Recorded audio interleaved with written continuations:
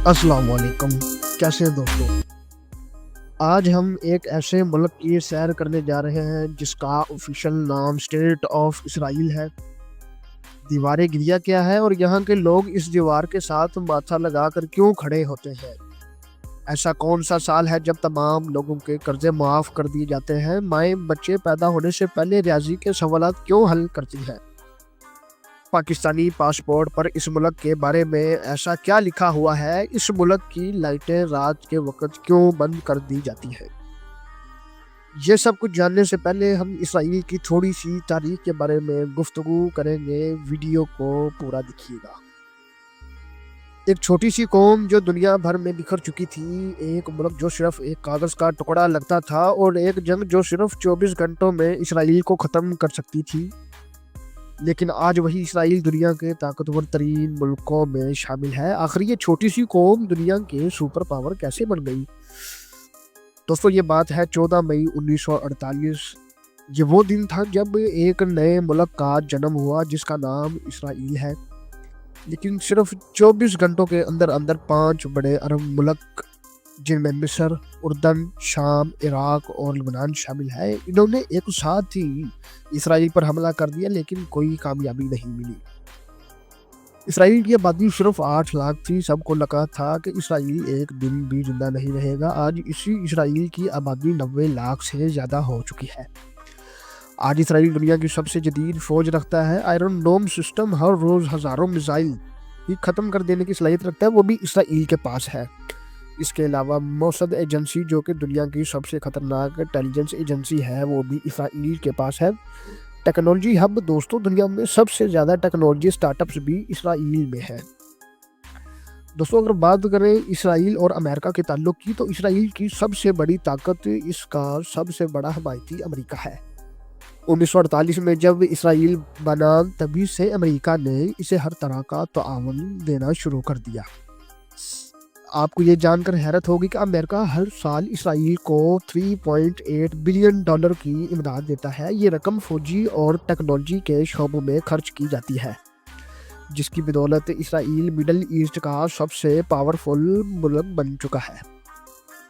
دوستوں، میں اس بات پر حیران ہوں کہ کس طرح ایک کافر ملک جس کا رقبہ صرف لاہور شہر جتنا ہے اور جو ہر طرف سے مسلمانوں کے گھیرے میں ہے، اس نے مسلمانوں کی سوچ کو کیسے غلام بنا کر رکھا ہوا ہے۔ آپ اس بات سے کتنا اتفاق کرتے ہیں؟ کامنٹ میں لازمی بتائیے گا۔ اس ملک میں ایک کہاوت انتہائی مشہور اور عام ہے، جس کا مطلب یہ ہے کہ اگر کوئی غلط کرتا ہے تو اسے فوراً جواب دیا جائے، یعنی غلط بات کو کبھی بھی تسلیم نہ کیا جائے اور نہ ہی اسے برداشت کیا جائے، حتیٰ کہ بذات خود یہ ملک بہت غلط کر رہا ہے۔ دوستو، ایز اے مسلم ہم اس ملک کو کبھی بھی تسلیم نہیں کریں گے اور نہ ہی اس کی حمایت کریں گے۔ آج کی ویڈیو بنانے کا مقصد صرف اور صرف اس ملک کی تاریخی معلومات سے آگاہ کرنا ہے، نہ کہ اس کی فیور میں آواز اٹھانا۔ ناظرین، 1 کروڑ سے کم آبادی والے اس ملک نے اپنے ہمسایہ ملک پر قبضہ کر کے اپنے رقبے کو مزید بڑھانا چاہا ہے اور وہاں کے مسلمانوں پر بے شمار ظلم کر رہا ہے۔ اس ملک کا دارالحکومت یروشلم شہر ہے، جو مغربی ایشیا کا ایک قدیم ترین شہر ہے۔ یہ شہر مسلمانوں، عیسائیوں اور یہودیوں کے نزدیک ایک اہم مقام رکھتا ہے۔ اسرائیل اور فلسطین دونوں ہی یروشلم کو اپنا دارالحکومت مانتے ہیں اور اسرائیل اس شہر میں اپنی حکومتی ادارے قائم رکھے ہوئے ہے۔ یہ دنیا کا قدیم ترین شہر ہے جہاں مسلمانوں کی پیاری مسجد اقصی بھی موجود ہے اور مسلمانوں کا پہلا قبلہ یعنی بیت المقدس بھی واقع ہے۔ محترم ناظرین، اس شہر میں یہودیوں کی دیوار گریا بھی موجود ہے، جہاں یہودی اس دیوار کے ساتھ سر لگا کر مخصوص دعائیں مانگتے ہیں اور عبادات کرتے ہیں۔ یہودی قوم کا آپس میں بہت زیادہ اتحاد ہے، جو ان کی ترقی کا سب سے بڑا ذریعہ بن رہا ہے۔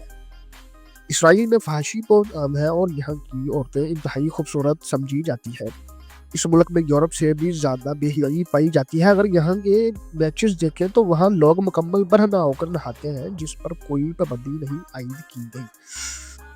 یہاں کے ڈانسز کلبز دنیا کے 5 ترین ڈانس کلبز میں شمار کیے جاتے ہیں۔ شراب کھلے عام فروخت ہوتی ہے اور لوگ بے حیائی کے ساتھ زندگی گزارتے ہیں۔ اسرائیل لوگ دنیا میں عام پیشوں میں نظر نہیں آئیں گے، کیونکہ یہ لوگ صرف بزنس کرنا جانتے ہیں۔ پوری دنیا میں آپ کو یہودی ڈاکٹر اور نرسز بہت کم نظر آئیں گی، کیونکہ یہ قوم نوکری کرنے کے بجائے سرمایہ کاری کو ترجیح دیتی ہے اور اپنے ملک کو مضبوط بناتی ہے۔ محترم ناظرین، یہاں کی کل آبادی کا 73% حصہ یہودیوں پر مشتمل ہے، 21% عربی ہے اور باقی 6% دیگر قومیں یہاں آباد ہیں۔ پاکستانی پاسپورٹ پر صاف طور پر لکھا گیا ہے کہ پاکستانی شہری اس ملک پر نہیں جا سکتے۔ اسرائیلی حکومت اپنی فوج کو دنیا کی دوسری فوج کے مقابلے میں زیادہ سہولیات فراہم کرتی ہے۔ اس کی فوج میں کثیر تعداد میں خواتین شامل ہیں جو انتہائی خوبصورت سمجھی جاتی ہیں۔ اسرائیل اپنے تمام بنیادی ضروریات کو خود پورا کرتا ہے، حتیٰ کہ سمندری پانی کو صاف کر کے پینے کے قابل بناتا ہے۔ یہاں کے یہودی ایک سے زیادہ شادیوں کی اجازت کرنے کے شوقین ہیں اور یہ اپنی رسوم کے مطابق انتہائی دھوم دھام سے شادی کرتے ہیں۔ یہودی لوگ اپنی بیٹیوں کی شادیاں 18 سال کی عمر میں کر دیتے ہیں۔ ان کا ماننا ہے کہ اگر 18 سال کے بعد کوئی لڑکی کوئی گناہ کرے تو اس کے والدین اس کے ذمہ دار ہوتے ہیں۔ اسرائیل میں ہفتہ وار چھٹی کے بارے میں بات کی جائے تو یہاں ہفتے کے دن تمام اداروں میں چھٹی ہوتی ہے۔ اس دن یہ لوگ آپس میں مل بیٹھ کر اچھے ریسٹورنٹس میں کھانا کھاتے ہیں۔ یہودی لوگ کبھی بھی ایک ہی کاروبار میں سرمایہ نہیں کرتے، بلکہ یہ لوگ کئی کاروبار میں سرمایہ لگاتے ہیں۔ ان کا ماننا ہے کہ ایک اگر کاروبار ناکام بھی ہو جائے تو دوسرے سے انکم آنی چاہیے۔ آپ کی معلومات میں اضافہ کرتا چلوں کہ دنیا کے سب سے بڑے سسٹم ہیکرز بھی اسرائیل ہیں۔ 2023 کی رپورٹ کے مطابق بھارت کو سب سے زیادہ مالی امداد دینے والا ملک بھی اسرائیل ہے۔ محترم ناظرین، پوری دنیا میں یہ بات تسلیم کی جاتی ہے کہ دوران حمل مائیں بھی جو بھی کام کرتی ہیں اس کا اثر بچے پر ضرور پڑتا ہے۔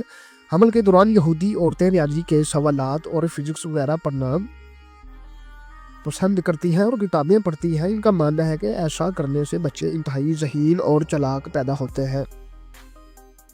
اس دوران یہ لوگ بہترین غذا کا استعمال بھی کرتے ہیں۔ اس ملک کے چاروں طرف دشمن ممالک ہیں جو موقع ملتے ہی اسے صفحہ ہستی سے مٹانے کی در پہ ہے، مگر یہ ملک اتنا مضبوط ہے کہ کوئی بھی مسلم ملک اس کی طرف آنکھ اٹھا کر نہیں دیکھ سکتا اور نہ ہی اسے کوئی نقصان پہنچا سکتا ہے۔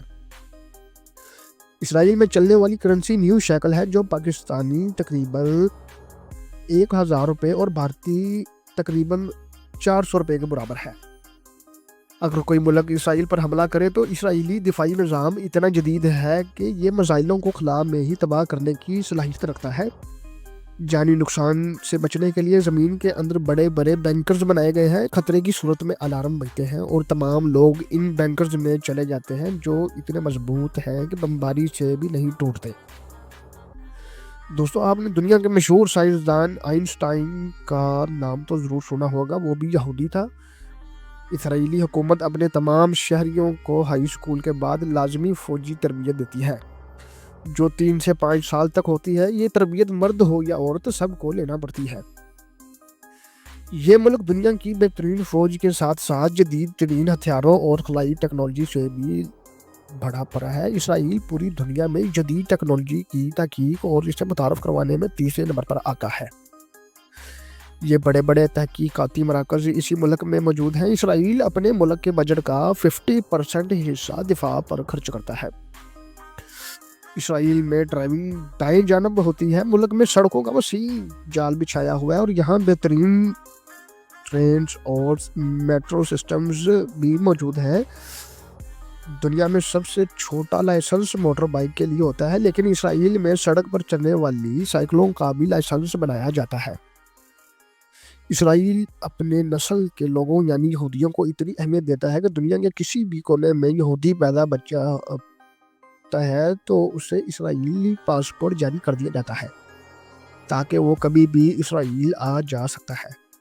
محترم ناظرین، یہ لوگ اپنے ملک سے بے حد محبت کرتے ہیں لیکن مسلمانوں جیسا جذبہ اور برداشت نہیں رکھتے۔ اللہ رب العزت ہمیں طاقت عطا فرمائے اور اسرائیل کے شر سے محفوظ رکھے۔